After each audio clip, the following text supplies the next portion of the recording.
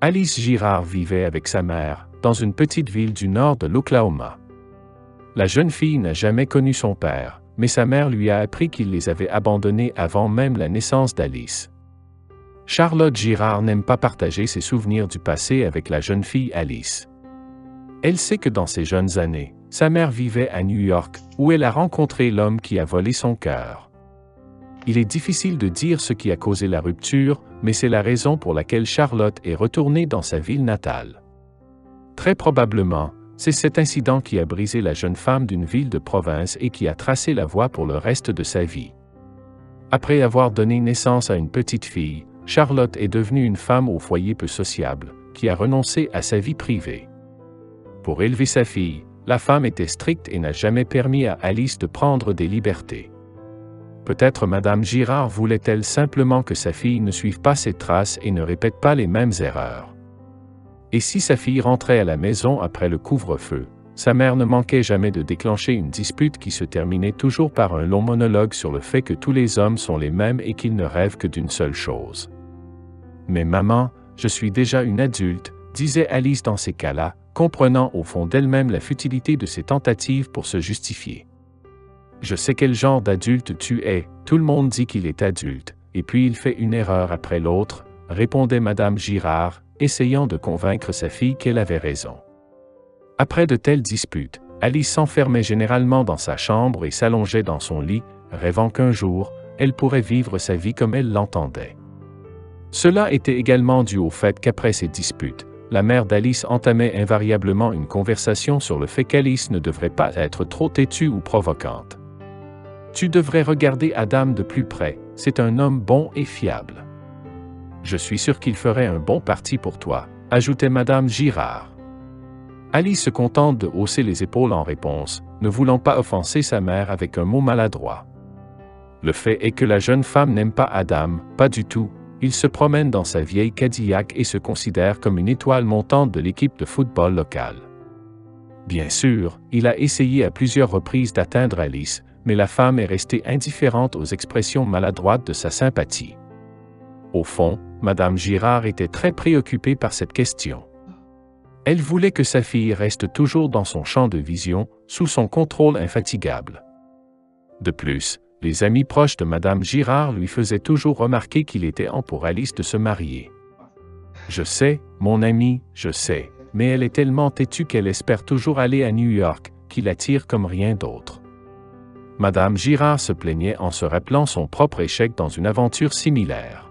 « Peut-être que tu devrais la laisser aller, la laisser essayer, c'est une adulte après tout, » remarqua Olivia avec prudence.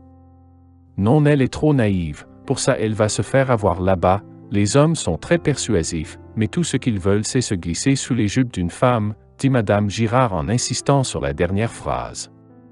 Malheureusement, les femmes parlaient trop fort dans la cuisine et Alice, qui revenait du magasin, a accidentellement écouté leur conversation. Les joues de la femme ont rougi et des larmes ont coulé dans ses yeux. Alice était très contrariée par le fait que sa mère ne croyait pas en elle et la considérait comme inapte à vivre dans une grande ville. La situation était aggravée par le fait que la femme avait rencontré son amie Sarah au supermarché, souriant joyeusement et disant à Alice que son père lui avait promis de l'emmener à New York. « J'obtiendrai un certificat et je ne serai jamais sans travail. Tu peux venir avec moi si tu veux, mes parents en seront heureux, » proposa Sarah. Merci, je serais heureuse de venir, mais ma mère est très stricte. Il n'y a pas moyen qu'elle me laisse partir, répondit Alice, embarrassée, essayant de ne pas voir l'expression amusée sur le visage de son amie. Écoute, c'est à toi de décider. Après tout, tu n'as qu'une seule vie. Si tu changes d'avis, passe nous voir, nous partons demain matin. Bien sûr, Alice comprenait que les parents de son amie étaient riches et pouvaient se permettre de faire déménager leur fille à New York. Mais maintenant qu'elle avait entendu la conversation de sa mère avec Madame Muller, elle réalisait qu'elle ne pouvait pas continuer à vivre ainsi. Alice sait que sa mère ne la laissera jamais partir à New York de son plein gré. Il y a quelques années, la femme avait déjà essayé, mais Madame Girard s'était immédiatement plainte de douleurs à la poitrine et avait dû être emmenée à l'hôpital. Il convient de noter que son médecin traitant était complètement perdu puisque Charlotte EKG n'a montré aucune anomalie. Et cela ne pouvait signifier qu'une chose, la mère d'Alice fit semblant d'être malade, afin de la forcer à rester à la maison. Cette fois-là, Madame Girard a réussi, mais maintenant, la femme désespérée savait ce qu'elle affrontait et elle n'allait plus rater sa chance. Cette nuit-là, Alice a secrètement appelé son amie et a accepté de l'accompagner à New York. Connaissant la situation d'Alice, demanda Sarah. « Et qu'en est-il de ta mère, attends-tu? Va s'enfuir? » Wow, c'est quelque chose pour être honnête, je ne m'attendais pas à ça de votre part, laissant la question de Sarah sans réponse. Alice raccrocha le téléphone et commença à faire ses valises. Heureusement que sa mère la regardait, son talk show préféré, et n'entendait pas les sons provenant de la chambre de sa fille. Alice avait assez d'argent pour le voyage et pour s'installer dans le nouvel endroit. Elle a travaillé à la ferme tout l'été et a économisé un peu sur chaque salaire. Ayant attendu que sa mère aille se coucher, la femme prit un papier et un stylo réussit à peine à tenir. Refoulant ses larmes, Alice écrivit une lettre d'adieu à sa mère lui demandant de ne pas être en colère et de ne pas aller chercher pour elle. En quittant sa maison, Alice a senti que cette décision allait changer toute sa vie. Ce n'est que lorsqu'elle était déjà dans la rue que la femme s'est laissée pleurer. Elle a pleuré tout le chemin jusqu'à la maison de Sarah. Alice disait au revoir à son passé, essayant de ne pas penser à la ferme détestée.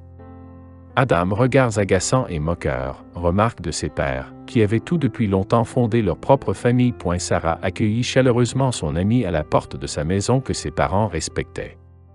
Alice était heureux qu'elle voyagerait avec leur fille. Comme le voyage allait être long, la jeune femme s'installa confortablement sur la banquette arrière et bercée par le ronronnement des pneus sur la route. S'endormit rapidement. Alice s'est réveillée avant son amie et regardant les champs et les panneaux de signalisation, clignotant à l'extérieur de la fenêtre, a silencieusement prié pour que sa mère lui pardonne et ne la méprise pas pour sa décision. À chaque kilomètre suivant qui rapprochait Alice de son rêve, elle ressentait une joie et une légèreté incroyables dans son cœur. Inutile de dire que lorsque les femmes sont enfin arrivées à New York, elles ont été submergées par l'euphorie et l'excitation joyeuse. Après la monotonie des champs et des fermes, les lumières de la métropole les appellent, comme un phare indiquant le chemin aux marins égarés. Ici c'est notre nouvelle vie, il ne sera plus question de mariage et des pleurnicheries tristes d'Adam qui s'énervait toujours, que sa vieille Cadillac avait besoin de réparation, et qu'elle tombait en morceaux sur le pouce. Arrivés à New York, la provinciale, les voyageurs louent un appartement, et sans perdre un temps précieux partent à la recherche d'emploi.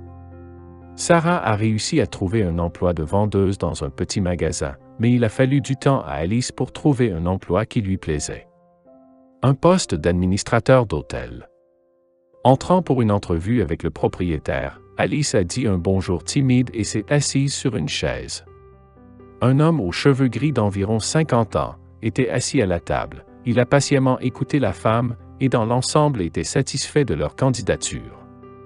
« Eh bien, mademoiselle, vous pouvez commencer le travail demain, vous savez que vous me rappelez mes vieux amis », a dit le propriétaire et a légèrement déplacé la photo, dans un cadre sombre debout sur sa table. Alice regarda involontairement la photo et se figea de surprise.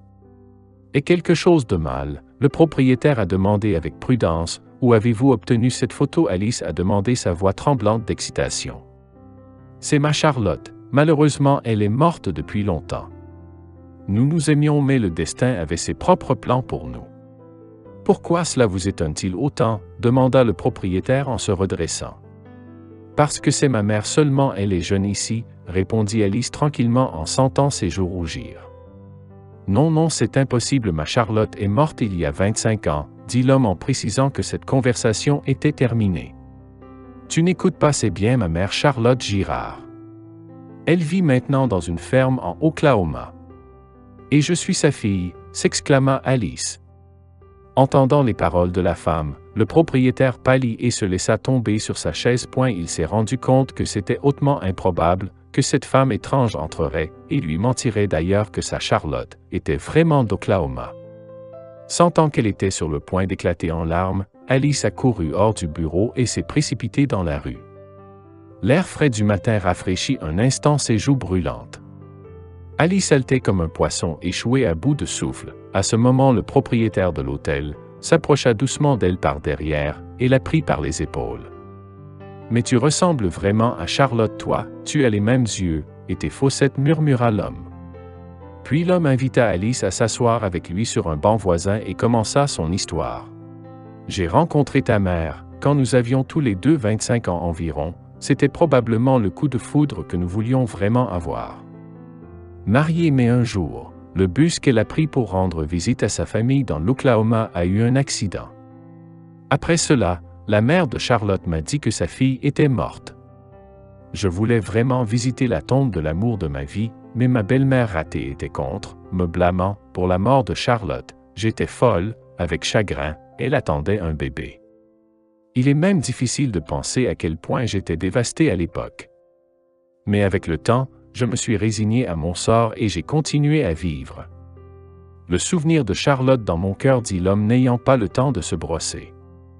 Au loin les larmes qui coulaient sur son visage, mais elle est vivante et je suis sa fille, la fille de Charlotte Girard, ce qui veut dire que je suis ta fille aussi, murmura Alice et elle serra son père dans ses bras. Qu'elle n'avait jamais vu de sa vie. Car il s'est avéré que Charlotte s'appelait Hugo Lambert, ayant perdu la sienne, l'homme n'a jamais pu trouver une autre âme sœur. Après 2 tentatives infructueuses de mariage et des divorces ultérieurs, l'homme a décidé de vivre seul le reste de sa vie. Et maintenant qu'il avait appris qu'il avait une fille, M. Lambert était sur un petit nuage. De plus, cela signifiait qu'il avait maintenant une Muller dont il rêvait depuis tant d'années et même si l'amour pour Charlotte s'était refroidi avec le temps, il ressentait toujours du respect pour elle. Sur l'insistance d'Alice, Hugo Lambert est même allé avec sa fille en Oklahoma pour voir sa mère. Mais ils étaient tous les deux déçus de voir Charlotte rencontrer son ex-fiancé plutôt froidement. Toutes les émotions étaient mortes depuis longtemps dans son cœur. De plus, il s'est avéré qu'il y a 25 ans, la mère de Charlotte lui a menti et a dit qu'Hugo l'avait quittée. On ne pouvait qu'essayer de deviner combien de larmes la femme enceinte avait versées. Se sentant trahi par l'amour de sa vie, M. Lambert s'approcha de Charlotte et la serra par les épaules.